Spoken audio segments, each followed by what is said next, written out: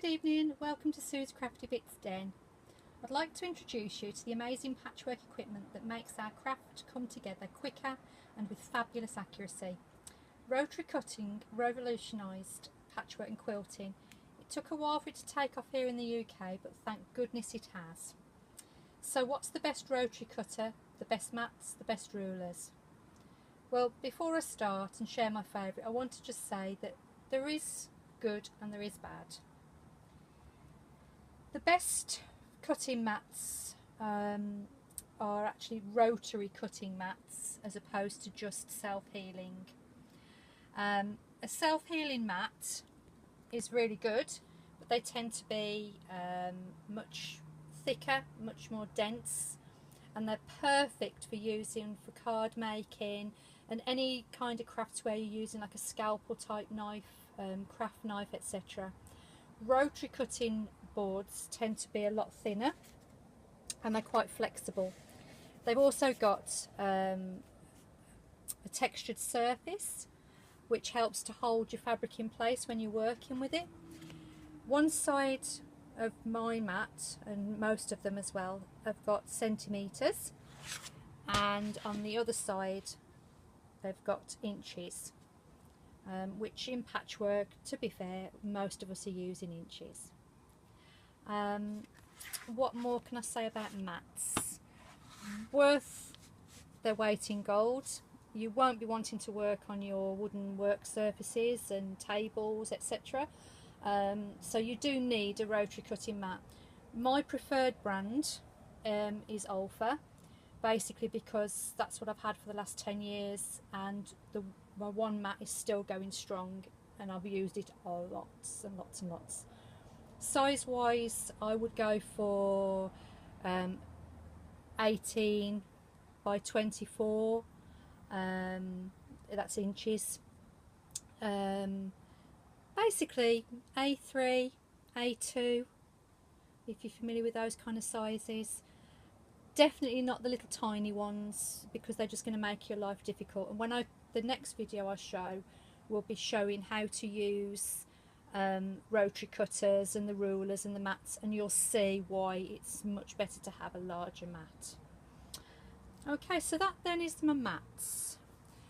The next thing that you're going to use before we go on to rotary cutters, let's move my things out of the way, will be rulers. Now, these come in all manner of sizes.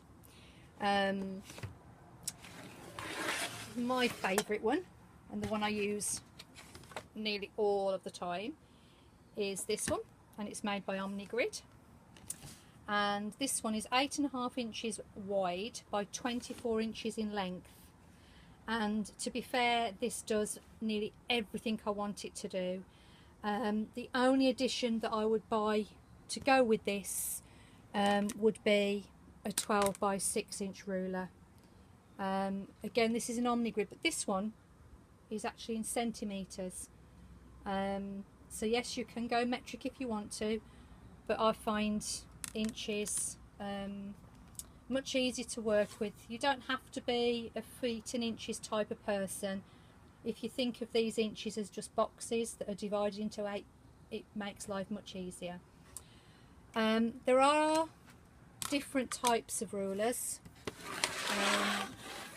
I'll just show, this one here is an Alpha, which is all black lines. My Omnigrid, they come in the yellow and green. One is slip resistant and one is not. However, I use both. This is a Fiskars one, but what I found with Fiskars, lovely ruler, but it did tend to wear away on the edges, so I haven't got any measurements right on the edge, which is a little bit inconvenient. You can get triangular rules, big square ones. You can get different acrylic templates for different jobs, and they all work with your rotary cutter. Ouch, and I've just dropped one on my toe, and yes, they do hurt when they drop on your toes. Okie dokie. When it comes to your rulers, what I would say is buy the longest and the widest that you can afford to buy at the time, but do look at what's out there. Some rulers will be perfect for the job you want. Others, it may be that you can't actually see through them very clearly.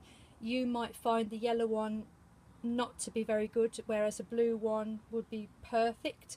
So do take the time to look at the different brands and don't just buy because your mate's got one. What I will say is buy the best brand that you can afford.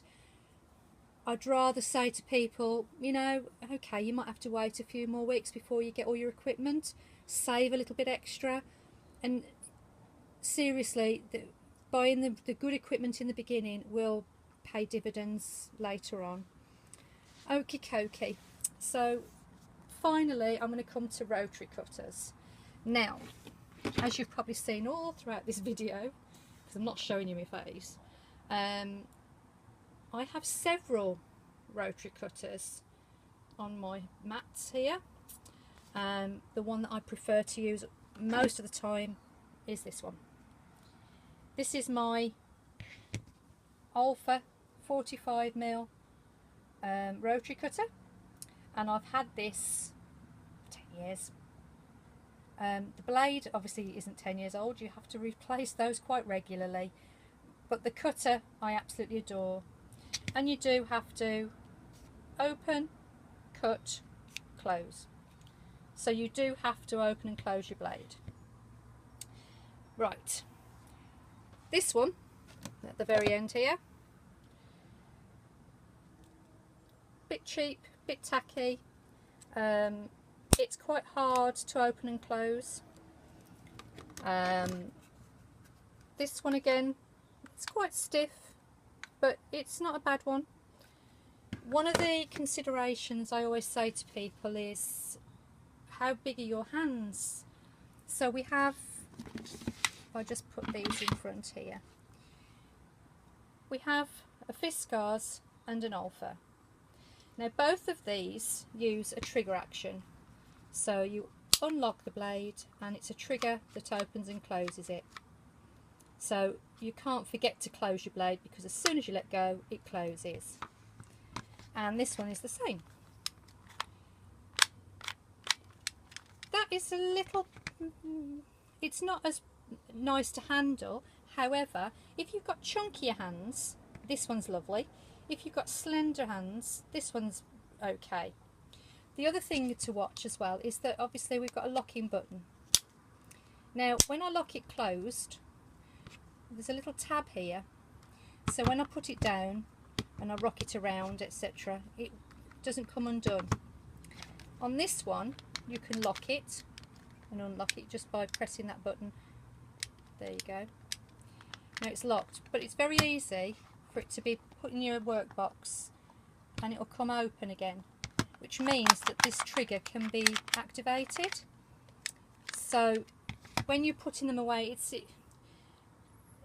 what you don't want is for the blade to come open and be locked open, because when you're digging deep and trying to find, I don't know, your seam ripper or a little pair of scissors, whatever, you don't want to have open blades.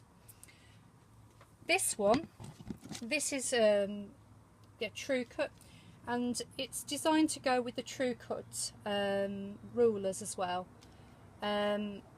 It's got a little guide here which you put against the ruler, and it's a nice one to use. Fits in the hand quite nicely.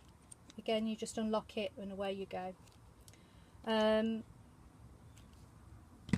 Yep, there's all sorts. And again, what I would say to everybody is take time, go and check out these different rotary cutters, go and feel what they're like, see how easy they are to use. Go to a patchwork shop, go into go to your local group and ask, can I just use your blades? Can I try it first, please? Because what you will find is that, yes, the places like the Range, places like Dunelm, I don't know, Poundland, whatever, they do sell really cheap rotary cutters, sorry. and it's the blade that's doing the work, so you can always replace the blade and put a decent blade in it, but you want to have a rotary cutter that you're going to be comfortable in using on a regular basis. As I say, I've found that most people will go for the trigger type because that reminds them they don't have to worry about closing their blade, because it'll automatically do it the minute they let go of that handle. Others will use this one. It's easy to use. This is what I started out using in the first place. This is what I was taught my rotary cutting with, so it was the one that I continued with. Experience does say to me that there is no such thing as a one rotary cutter fits all. It is always going to be down to the individual as to what they prefer to use. But try before you buy.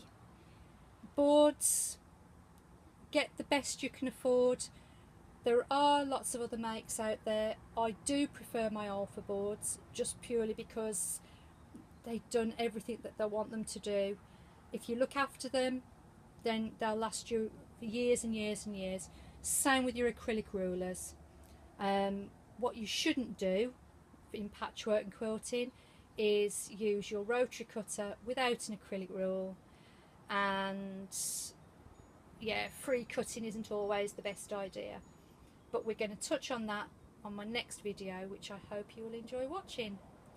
I hope this has been informative. If you have any questions at all, want to know where to buy things, want advice on any of these items, then please do messenger me or leave a post, and I will do what I can to answer your questions. Thank you for your time. Bye.